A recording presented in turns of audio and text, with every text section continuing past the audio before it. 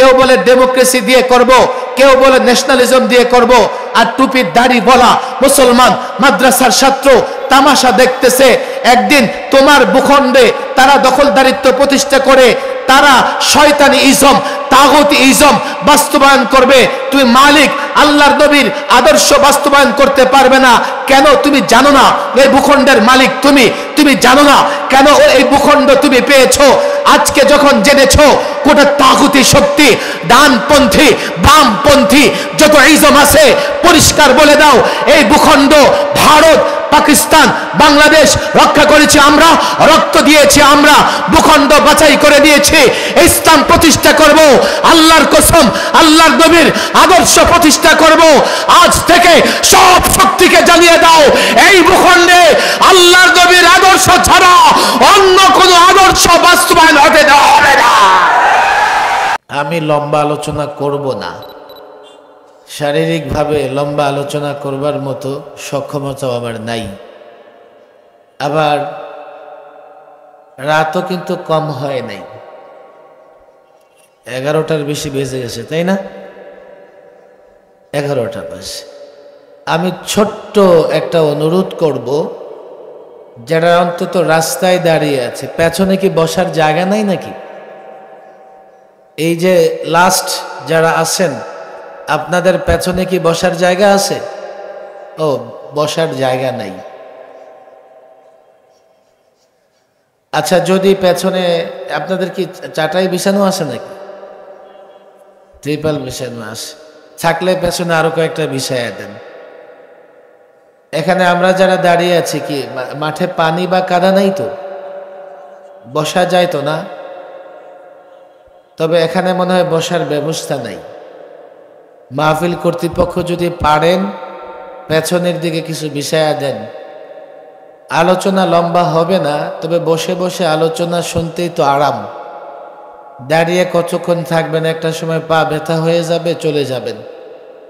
আমি আবারও অনুরোধ করব, এই ফুলবাড়িয়া বাজারে, রাস্তাঘাটে, দোকানে, যে যেখানে আছেন, আমার মনে হয় আমার পরে আর কেউ নাই, আছে নাকি? কে? ও, আরেকজন আছে, তাতে তো দৌড়ে আসার দরকার। আমি লাস্ট হলে না হয় আপনারা বিদায় নিয়ে নিতেন। আমার পরে আরেকজন আছে, ওই যে মাঠের কোনায় আমার ছাত্র ভাইরা দাঁড়া আছে। এই ছেলেরা ভেতরে আসো, সব মাঠে ঢুকো। রাস্তায় কি করো? সব ছেলেরা মাঠে ঢুকো। ওই মাদ্রাসার ছাত্র যারা আছে এদিকে আসো, সব এদিকে আসো। দোকান ছেড়ে দাও। আমি অনেক যুবকদের দোকানে দেখতে পাচ্ছি। ইনসানিয়া জনকল্যাণ ফাউন্ডেশন, তাই না? ইনসানিয়াত মানে বুঝেন তো? ইনসান বুঝেন তো? ইনসান, ইনসান মানে কি বলেন? ইনসান মানে কি? ইনসান মানে কি? ইনসান কোন শব্দ? আরবি শব্দ। কোরআনে আছে না নাই? একটা আয়াত প্রায় তো আলেমরা পড়ে, ওয়ামা খলাকতুল জিন্না ওয়াল ইনসা, আছে না নাই? ইনসান থেকে ইনসানিয়াত, ইনসান মানুষ বা মানব, আর ইনসানিয়াত হচ্ছে মানবতা। আমরা বলি না যে তোর ভিতরে মানবতা নাই, তুই একটা অমানুষ, তোর ভিতরে মানবতা নাই। যে মানুষের দুঃখ কষ্ট বুঝে না, লোকেরা তারে বলে তোর ভিতরে মানবতা নাই। কথা ঠিক না বে ঠিক? ইনসানিয়া জনকল্যাণ সংস্থা বা জনকল্যাণ ফাউন্ডেশন, এর মানে হচ্ছে এই সংগঠন মানবতার জন্য কাজ করে, মানুষের জন্য কাজ করে, মানুষের কল্যাণের জন্য কাজ করে। কেউ যদি মানুষের জন্য কাজ করতে চায়, মানবতার জন্য কাজ করতে চায়, মানবতার কল্যাণে কাজ করতে চায়, তার একটা রোল মডেল, তার একটা নমুনা, তার একটা মডেল দরকার আছে না নাই? মানবতার কল্যাণে কাজ করতে হলে যিনি আমাদের রোল মডেল, তার নাম কি? মুহাম্মদ সাল্লাল্লাহু, বলি মুহাম্মদ সাল্লাল্লাহু। পৃথিবীতে মানবতার শিক্ষা দিয়ে গেছেন তিনি। মুহাম্মদ সাল্লাল্লাহু আলাইহি ওয়াসাল্লামের আদর্শ ছাড়া, মুহাম্মদ সাল্লাল্লাহু আলাইহি ওয়াসাল্লামের আদর্শ ছাড়া এই পৃথিবীতে মানব অধিকার কেউ রক্ষা করতে পারবে না। আমি যুবকদের বলি, কলেজের ছাত্র, ইউনিভার্সিটির ছাত্র, স্কুলের ছাত্র, তোমরা আসো, এদিকে আসো, তোমরা দৌড়ে আসো রে ভাই। তোমাদের নেতাদের তো প্রায় এটা বলতে শোনা যায়, জনদরদি, মানব দরদি নেতার অভাব নাই বাংলাদেশে। কথা ঠিক না বেঠিক? তোমরা আগে বুঝো কোন চরিত্র থাকলে, কোন বৈশিষ্ট্য থাকলে, কোন ক্যারেক্টার থাকলে একজন মানুষ সত্যিকার অর্থে জনদরদি, মানব দরদি হতে পারে, হওয়া সম্ভব। সেই ক্যারেক্টার, সেই চরিত্র, সেই বৈশিষ্ট্য কি? রসুল মুহাম্মদ সাল্লাল্লাহু আলাইহি ওয়াসাল্লামের চারিত্রিক বৈশিষ্ট্য ফলো করা ছাড়া, তার আদর্শ ফলো করা ছাড়া কোনো নেতা, কোনো নেত্রী, কোনো শাসক জনদরদি, মানব দরদি হতে পারে না। তার ভেতরে মানবতা বোধ থাকতে পারে না, মানবতার কল্যাণে কাজ করতে পারে না। যতই সে স্লোগান দেখ, যতই সে প্লে কার্ড লাগাক, যতই টকশো করুক, বক্তৃতা করুক, সে আসলে মানবতা না, নিজেরটাই বুঝে, নিজের স্বার্থ ছাড়ার কিছুই বোঝে না। আমি বড় খুশি হইছি এই যে ইনসানিয়া জনকল্যাণ ফাউন্ডেশন সিরাতুন নবী সাল্লাল্লাহু আলাইহি সাল্লামের প্রোগ্রাম আয়োজন করেছে। কেননা এই ফাউন্ডেশন যদি মনে করে জনতার কল্যাণ করবে, জনগণের কল্যাণ করবে, তাকে রসুল সাল্লাল্লাহু আলাইহি সাল্লামের সিরাত নিজেও জানতে হবে, জাতিকেও জানাইতে হবে। আমার যদ্দূর মনে হচ্ছে এই সংগঠনের অধিকাংশ আলেম, তাই না? কম বেশি ওনারা তো জানেন রসুল সাল্লাল্লাহু আলাইহি সাল্লামের সিরাত, জানেন ওনারা। এখন দরকার হচ্ছে এই জাতির যুবকদের জানা। আমি এখানে অনেক মাদ্রাসার ছাত্র দেখতে পাচ্ছি। আমি অবাক হই যে আমরা কোথাও গেলে ব্যাপক মাদ্রাসার ছাত্ররা আসে, কিন্তু এই ছেলেরাও তো রসুল্লাহর সিরাত জানে। যাদের জানবার দরকার আছে এই দোকানদাররা দোকানদারি করতেছে। ওরা বলে, কে বলছে হুজুর আমরা তো রসুল সাল্লাল্লাহু আলাইহি সাল্লাম কি চিনি? হ্যাঁ, তোমরা চিনো না এমন না। রসুল সাল্লাল্লাহু আলাইহি সাল্লাম মারুফ, ফেমাস একজন ব্যক্তিত্ব, সকলেই চিনে, কিন্তু সকলেই রসুল সাল্লাল্লাহু আলাইহি সাল্লামকে জানে না। ছাত্র ভাইদের বলি, তোমরাও শোনো, বাংলাদেশ এখন সংস্কার কাজ চলতেছে, মেরামত চলতেছে। কথা ঠিক না বে ঠিক? কেন দেশকে সংস্কার করা হয়? কোনো দোকান, বাড়ি, ঘর সংস্কার কখন করা হয়? যখন সেটা ড্যামেজ হয়ে যায়, ভেঙে চুরমার হয়ে যায়, তখন সংস্কার করা ছাড়া, মেরামত করা ছাড়া সেই ঘরে আর বসবাস করা যায় না। গত 16 বৎসরে বাংলাদেশে এমন কিছু হয়েছে, এই দেশে মানবাধিকার বলতেই ছিল না। হুজুরদের অধিকার তো দূরের কথা, মানবাধিকারের কিচ্ছু ছিল না।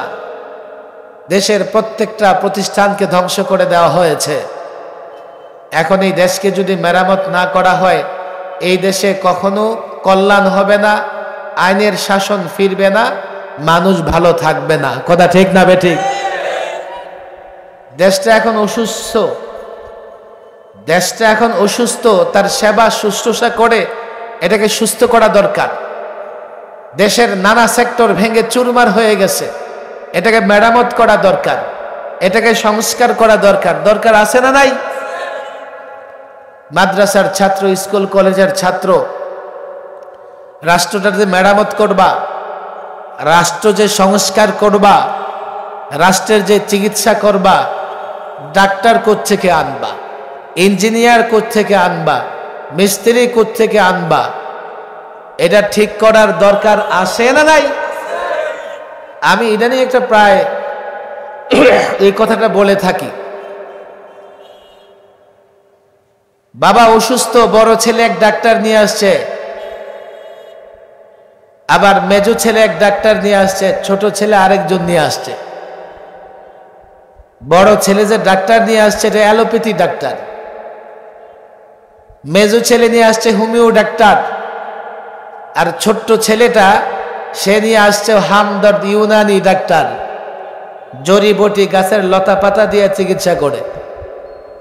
বড় ছেলে বলতেছে আমার ডাক্তার বাবার চিকিৎসা করবে, বাবা আমার, আমি এমন চিকিৎসক নিয়ে আসছি যিনি আধুনিক পদ্ধতিতে চিকিৎসা করেন। কারণ অ্যালোপ্যাথিক ডাক্তাররা দাবি করে থাকেন তাদের চিকিৎসা পদ্ধতি আধুনিক। মেজো ছেলে বলে না না না, এই ধরনের অ্যালোপ্যাথিক ওষুধের সাইড এফেক্ট আছে, বাবার কি থেকে কি হয়ে যায়, বুড়ো মানুষ, হোমিও ডাক্তার দিয়ে চিকিৎসা করান। তো কেন? হোমিও চিকিৎসা কোনো সাইড এফেক্ট নাই। বড় ছেলে বলে সাইড এফেক্ট তো নাই, তো কবে যে রোগ ভালো হবে কোনো খবর নাই। ছোট্ট বলে ছাড়ো এগুলো, আমি গাছগাছালি দিয়ে যে ডাক্তার নিয়ে আসছি উনি চিকিৎসা করবে, আর এটাই তো আসল চিকিৎসা। গাছগাছালি দিয়ে চিকিৎসা করলে সাইড এফেক্ট নাই, আবার অনেক সময়ও লাগে না। তিনজন মিলে ঝগড়া করতেছে বাবার চিকিৎসা করবে কোন ডাক্তার দিয়া। অথচ আগে ডক্টর দরকার ছিল বাবার সমস্যাটা কি সেটা চিহ্নিত করা। অনেক রোগ এমন আছে অ্যালোপ্যাথিক ডাক্তার ছাড়া এই রোগের চিকিৎসা করা যায় না।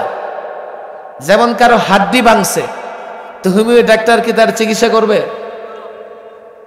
আবার কিছু রোগ এমন আছে হোমিওপ্যাথি ডাক্তার দিয়ে চিকিৎসা করলে তার চিকিৎসা ভালো হয়। আবার কিছু রোগ অসুখ বিসুখ এমন আছে গ্রামের মানুষ বলে ডাক্তার দরকারই নাই, সমস্যা এটা, অমুক গাছের পাতায় না রস খাও, সমস্যা ভালো হয়ে যাবে। আসে না নাই? আরে বাংলাদেশটা যে অসুস্থ, আগে তোমরা খেয়াল করে দেখো দেশটা অসুস্থ হয়েছে কেন, তার রোগটা কি, তার সমস্যাটা কি? এদেশের সবচাইতে বড় সমস্যা হচ্ছে কি জানেন? বাংলাদেশের সবচাইতে বড় সমস্যা হচ্ছে দুর্নীতি। আপনি অবাক হবেন, আমি মৌলভী সাহেবও যদি কোনো অফিসে যাই তা আমার আরো বেশি করে ঘুষ দেওয়া লাগবে। আমার পাঞ্জাবি টেনে ধরবে, হুজুর কতদিন ধরে আপনার বরকত পাই না, আসেন না তো, আপনি বেশি করে দিয়ে যান।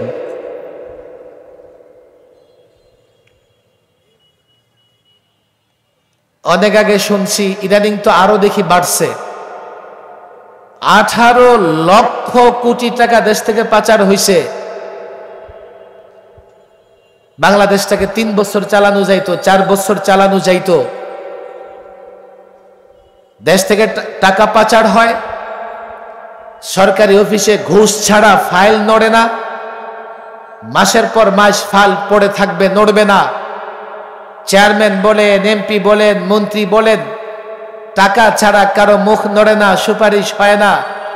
ভালো মানুষ আছে সব জায়গায়, আমি বলবো না যে সেখানে ভালো মানুষ নাই, তবে দেশটা দুর্নীতি দ্বারা কতটা আক্রান্ত, শুধু একটা ফিগার কত টাকা পাচার হয়েছে সেটা শুনলেই বোঝা যায়।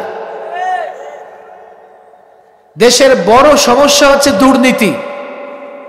দুর্নীতি দমনের জন্য করা হয়েছে দুদক, দুর্নীতি দমন কমিশন, তো ওখানেও দুর্নীতি। দুর্নীতি রুখবে, প্রতিরোধ করবে প্রশাসন, আইন শৃঙ্খলা বাহিনী, কই সেখানেও দুর্নীতি। দেশের সমস্যা হচ্ছে দুর্নীতি, দেশের সমস্যা হচ্ছে ক্ষমতার লোভ, ক্ষমতার লোভ। ক্ষমতায় টিকে থাকবার জন্য, ক্ষমতায় যাবার জন্য যত গন্ডগোল সব হচ্ছে, কথা ঠিক না বেটে? এবার আপনি বলেন পৃথিবীর কোন ডাক্তার দিয়া চিকিৎসা করলে দুর্নীতি বন্ধ হবে? কোন ডাক্তার দিয়া চিকিৎসা করলে ক্ষমতার লোভ দূর হবে? কোন ডাক্তার দিয়া চিকিৎসা করলে টেন্ডারবাজি, দখলবাজি, চাঁদাবাজি বন্ধ হবে? কোন ডাক্তার দিয়া চিকিৎসা করলে মানুষের ভেতরে মানবতা বোধ জাগ্রত হবে? কোন ডাক্তার দিয়া চিকিৎসা করলে মানুষ জনগণের কল্যাণে কাজ করবে? আগে রোগটা তো চিহ্নিত করো, আগে সমস্যা চিহ্নিত করো। যদি মনে করো সমস্যা চিহ্নিত করেছি, দেশের সবচাইতে বড় সমস্যা হচ্ছে দুর্নীতি, সুদ, ঘুষ, মারামারি, কাটাকাটি, দখলবাজি, এগুলো কোনো ডাক্তার দিয়ে হবে না। এই রোগের চিকিৎসা করতে হলে আল্লাহমুখী জবাবদিহিতা। আল্লাহ দেখছেন আল্লাহর কাছে জবাব দিতে হবে। এই অনুভূতি তৈরি করতে হবে, আর এই অনুভূতি তৈরি করবার জন্যে পৃথিবীর সর্বশ্রেষ্ঠ শিক্ষক মুহাম্মদ আরবির কোনো বিকল্প নাই। আজকে অবাক করা বিষয়, মাদ্রাসার ছাত্ররা আসে এখানে, কলেজ ইউনিভার্সিটি ছেলেরা থাকলে আরো ভালো হইতো। ওরা তো এটা মনে করে যে দেশটাতে মৌলবীদের থাকারই অধিকার নাই।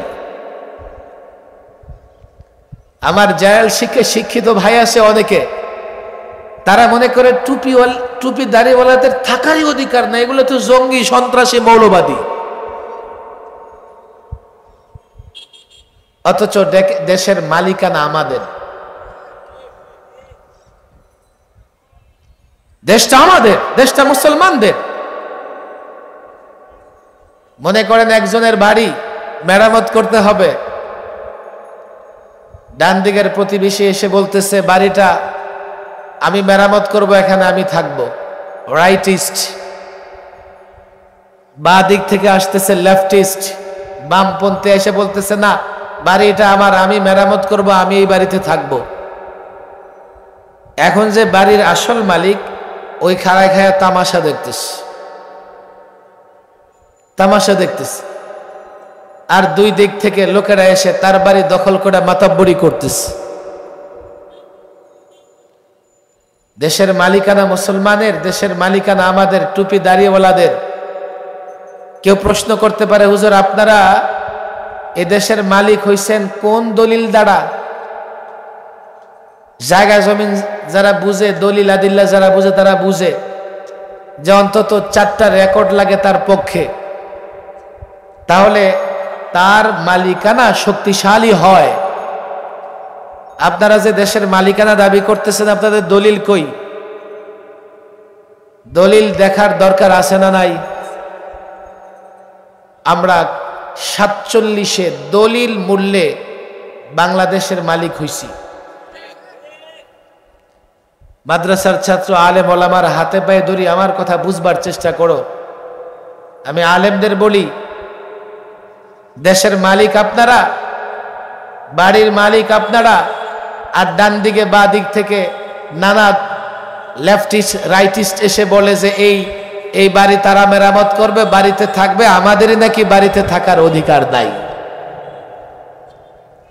আমরা এই ভূখণ্ড পেয়েছি 1947 সালে। অনেক আলেম পর্যন্ত ইতিহাস জানে না 47-এ আমরা এই ভূখণ্ড কিভাবে পেয়েছি। 47-এর আগে প্রায় 250 বছর গোটা ভারত ইংরেজদের দখলে ছিল। ইতিহাস জানি তো আমরা। এ ভারত ইংরেজদের কাছ থেকে উদ্ধার করবার জন্য সবচাইতে বেশি রক্ত দিয়েছে মুসলমান এবং ওলামায়ে কেরাম। 20,000 আলেমকে ফাঁসি দেওয়া হয়েছে, 20,000 আলেম ফাঁসির কাস্টে ঝুলেছে। আমাদের স্কুল কলেজ জেনারেল শিক্ষিত ভাইরা ইতিহাস পড়ে না। আমাদের মাদ্রাসার ছেলেরা কিছুটা হলেও জানে ইংরেজ ঐতিহাসিক আলেম ওলামাদের ত্যাগ তিতিক্ষা কুরবানির ইতিহাস লিখেছেন। তিনি লিখেছেন একদিন আমি তাঁবুতে গিয়ে মানুষ পোড়ার গন্ধ পাইলাম, তো তাঁবুর পেছনে গিয়ে দেখি 20 জন আলেমকে উলঙ্গ করে আগুনে পোড়ানো হচ্ছে। আরো 20 জনকে দাঁড় করিয়ে রাখা হয়েছে, একটু পরে তাদেরকেও আগুনে পোড়াবে। আর ইংরেজ বলতেছে যে 20 জন আলেমকে দাঁড় করিয়ে রাখা হয়েছে, তোমরা ইংরেজদের পক্ষে ফতোয়া দাও, তাহলে তোমাদের ছেড়ে দেওয়া হবে।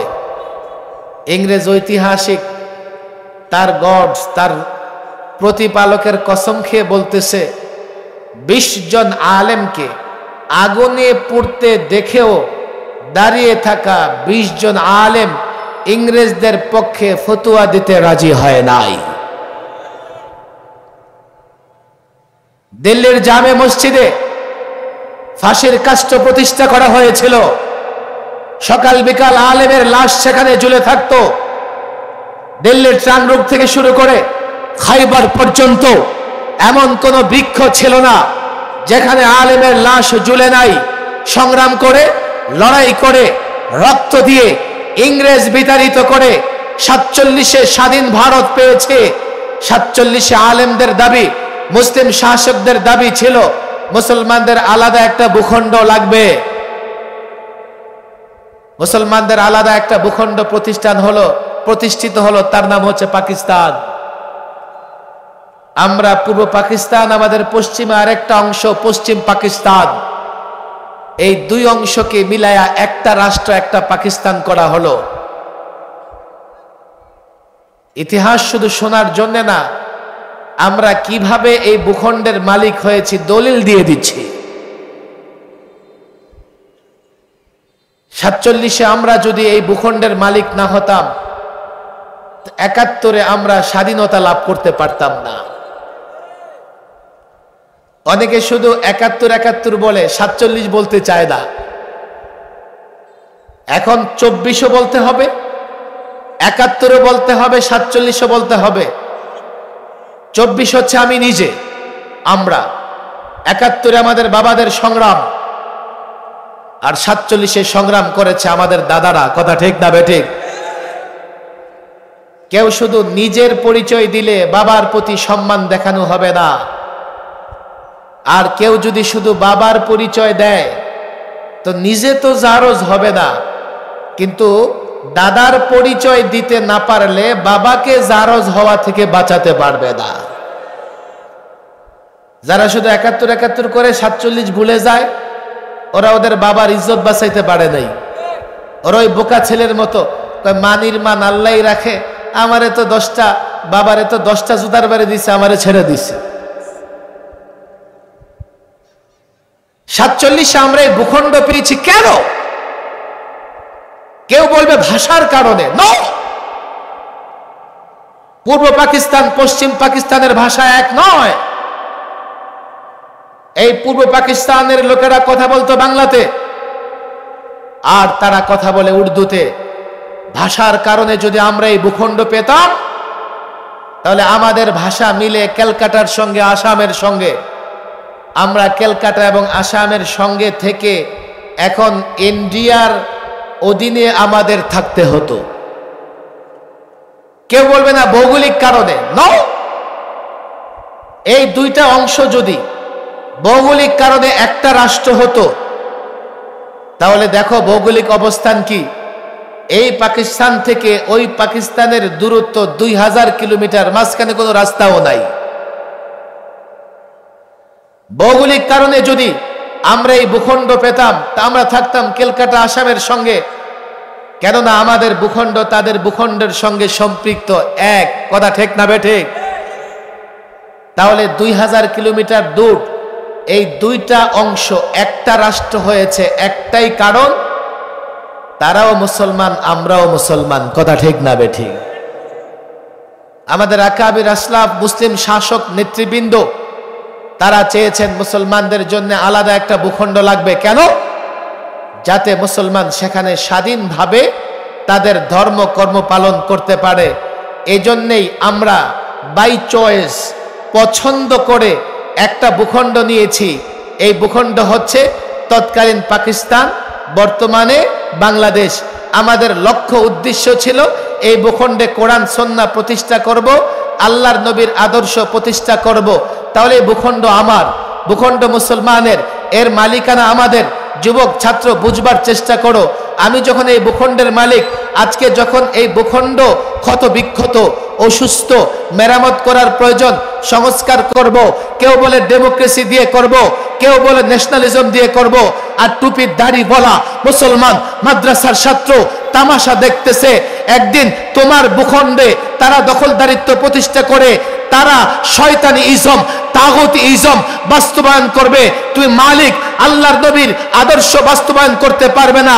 কেন? তুমি জানো না এই ভূখণ্ডের মালিক তুমি। তুমি জানো না কেন এই ভূখণ্ড তুমি পেয়েছো। আজকে যখন জেনেছো কোটা তাগুতি শক্তি, ডানপন্থী, বামপন্থী যত ইজম আছে, পরিষ্কার বলে দাও এই ভূখণ্ড ভারত পাকিস্তান, বাংলাদেশ রক্ষা করেছি আমরা, রক্ত দিয়েছি আমরা, ভূখণ্ড বাছাই করে দিয়েছি। ইসলাম প্রতিষ্ঠা করব, আল্লাহর কসম, আল্লাহর নবীর আদর্শ প্রতিষ্ঠা করব। আজ থেকে সব শক্তিকে জানিয়ে দাও, এই ভূখণ্ডে আল্লাহর নবীর আদর্শ ছাড়া অন্য কোন আদর্শ বাস্তবায়ন হতে দেওয়া হবে না।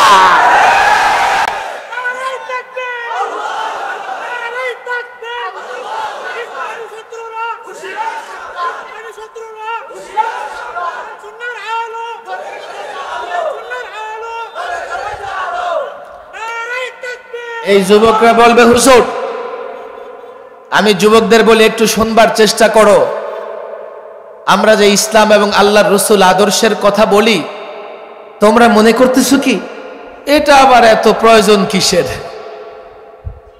এই যুবকরাই বলবে আমাকে যে হুজুর আপনি তো বক্তৃতা করতেছেন মাইক পেয়ে, আল্লাহর নবীর আদর্শ ইসলাম প্রতিষ্ঠার দরকার কি? এখন আমরা তো কত আধুনিক মতবাদ দেখি, আমরা কত আধুনিক মতবাদ দেখি। দেখো যুবক, হাতে পায়ে ধরে বলে যাই, রাষ্ট্র যেভাবে অসুস্থ হয়েছে এটা মেরামত করা দরকার।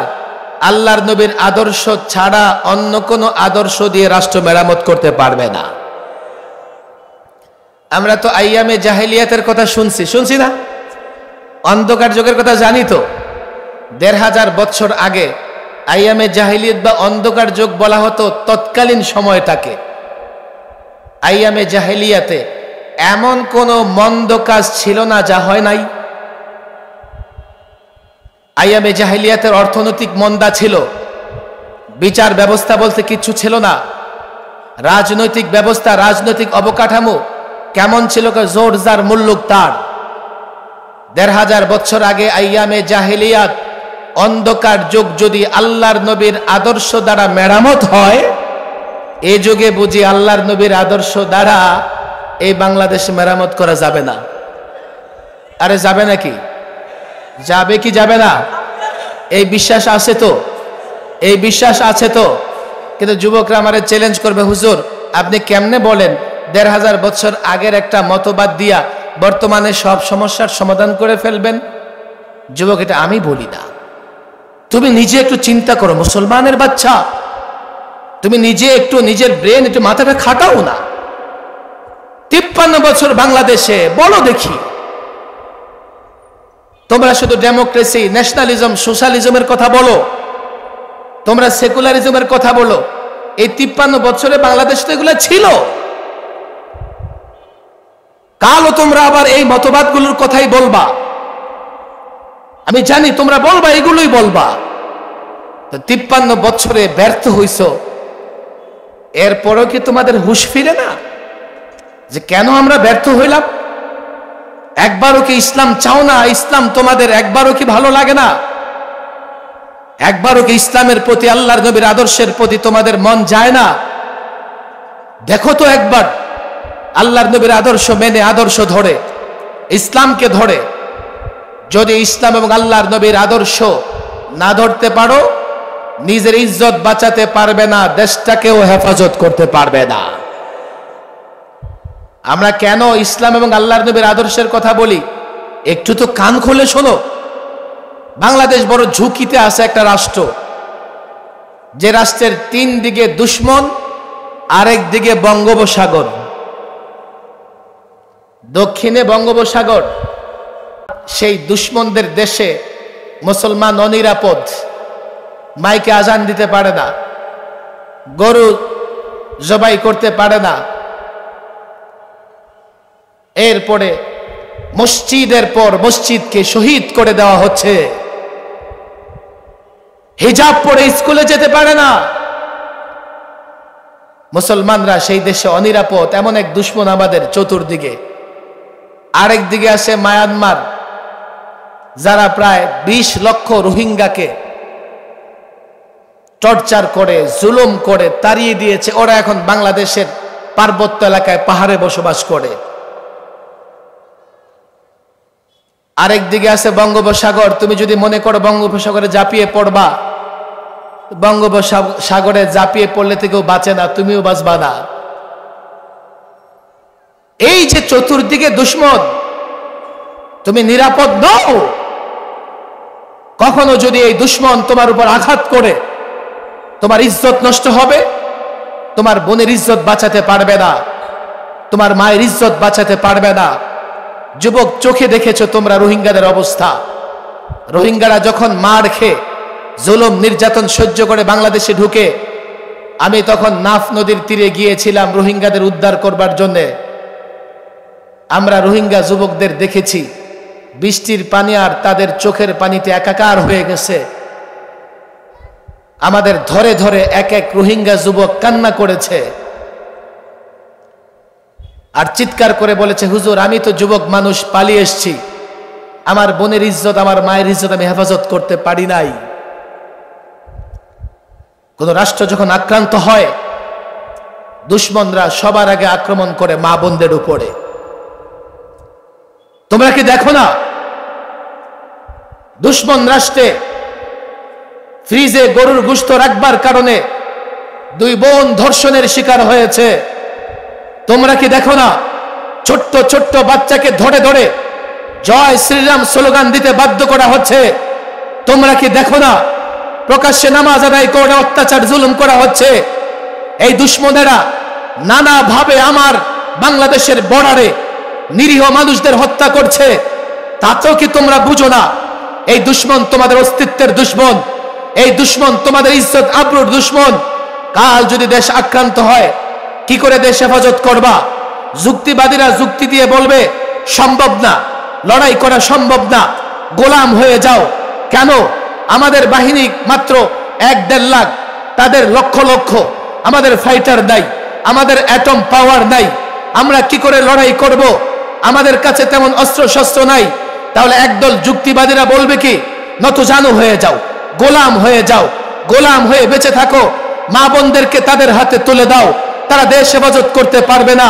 কিন্তু আল্লাহর নবীর আদর্শে যে বিশ্বাসী হয়, ইসলামে যে বিশ্বাসী হয়, সে মাথা নত করবে না, সে মুসলমান, সে ঈমানের বলে বলিয়ান। আমরা এজন্যই যুবকের ভেতরে ঈমান প্রবেশ করাতে চাই, যুবকের ভেতরে আল্লাহর নবীর মহব্বত প্রবেশ করাতে চাই, যুবকের ভেতরে ইসলাম প্রবেশ করাতে চাই। ইসলাম পাওয়ার, আল্লাহর নবীর আদর্শ পাওয়ার। কাল দুশমন যদি আক্রমণ করে, ইসলাম যদি থাকে, আল্লাহর নবীর আদর্শ তোমার ভেতরে যদি থাকে, তুমি ইতিহাস পড়ো নাই 313 জন হাজারের বিরুদ্ধে লড়াই করেছে? ইতিহাস পড়ো নাই 30,000 2 লক্ষের বিরুদ্ধে লড়াই করে বিজয়ী হয়েছে? ইসলাম পাওয়ার, আল্লাহর নবীর আদর্শ পাওয়ার।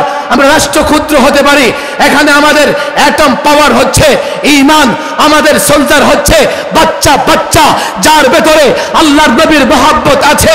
আমি ইসলামের কথা এই জন্যই বলি, দেশ হেফাজত করতে পারবে না ইসলাম ছাড়া, ঈমান ছাড়া দেশ হেফাজত করতে পারবে না।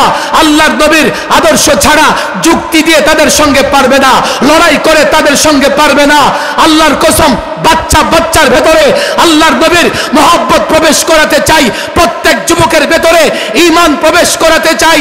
তাহলে নিরস্ত্র বাঙালি, এই দুর্বল বাঙালি এতটাই শক্তিশালী হবে। আল্লাহর কসম করে বলি, দিল্লি নয়, দিল্লি থেকে ওয়াশিংটন যারা আমার মানচিত্রের দিকে আঘাত করবে, তাদের ছিন্ন বিচ্ছিন্ন করে দেওয়া হবে।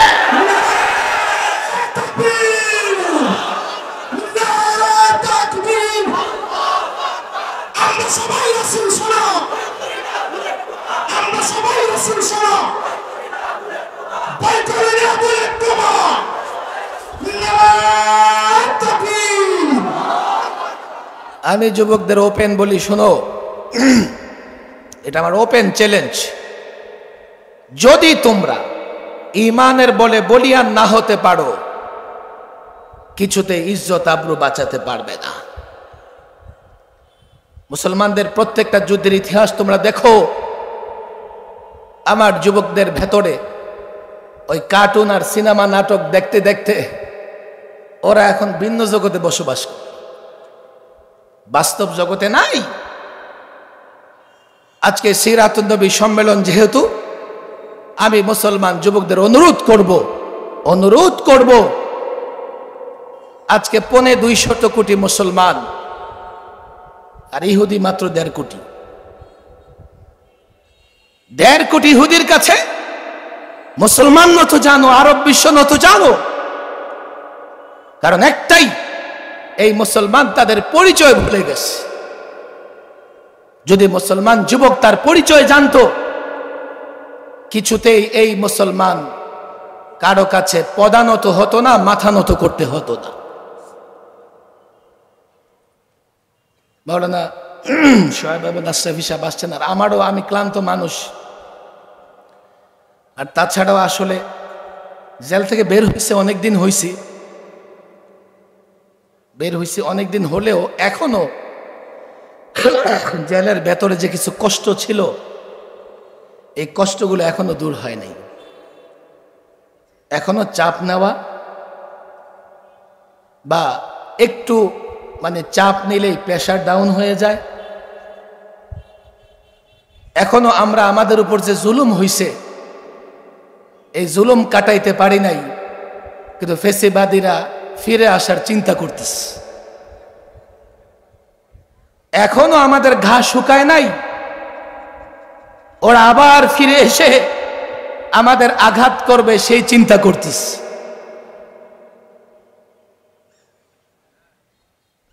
যেদিন তারা পালায়, সেদিন কি বলে গেছে জানেন? টেলিফোন কনভারসেশনে বলতেছে, আর থাকা যাবে না, বাহিরে শুধু সাদা জুব্বাওয়ালা দাড়িওয়ালা দেখা যায়। আমি অনেক চিন্তা করছি যে গণভবন থেকে বাহিরে দাড়িওয়ালা টুপিওয়ালা কোত্থেকে দেখলো? সেদিন তো মাঠে এত দাড়িওয়ালা টুপিওয়ালা আমরাও দেখি নাই, তারা দেখলো সব দাড়িওয়ালা টুপিওয়ালা। আমার এখন এটা ক্লিয়ার, আমি তারা পালাতে বাধ্য হয়েছে আল্লাহর কুদরতি, আল্লাহর শক্তি দেখে। এত জুলুম করেছে 16 বছরে, জুলুমের কারণে আল্লাহর গজব এসছে। আর শোনো, আল্লাহর গজবে যাদের পতন হয় তারা ফিরতে পারে না, ফেসিবাদ ফিরতে পারবে না। আমাদের কাজ হচ্ছে, আমরা একটা মুক্ত স্বাধীন রাষ্ট্র পেয়েছি, এখানে আমরা ইউরোপ, আমেরিকা, ভারত, চায়না, রাশিয়ার ডাক্তার দিয়ে না, আমরা চিকিৎসা করব মুহাম্মদ সাল্লাল্লাহু আলাইহি সাল্লামের আদর্শ দ্বারা। রাজি আছি তো ইনশাআল্লাহ? স্কুল কলেজের ছেলেরা হাত উঠাও, মাদ্রাসার ছেলেরা উঠাও, ওয়াদা করো রাসূলুল্লাহর আদর্শ দ্বারা রাষ্ট্র মেরামত করব তো ইনশাআল্লাহ? রাসূলুল্লাহর আদর্শ দিয়ে রাষ্ট্রের ট্রিটমেন্ট, চিকিৎসা করব তো ইনশাআল্লাহ? রাসূলের আদর্শ ছাড়া অন্য কোনো আদর্শ চলবে না, চলতে দেওয়া হবে না। আল্লাহ তাবারক ওয়া তাআলা আমাদের সকলকে এই বিষয়গুলো বুঝার তৌফিক দান করুন। ওমা তৌফিকি ইল্লা বিল্লাহ ওমা আলাইনা ইল্লা।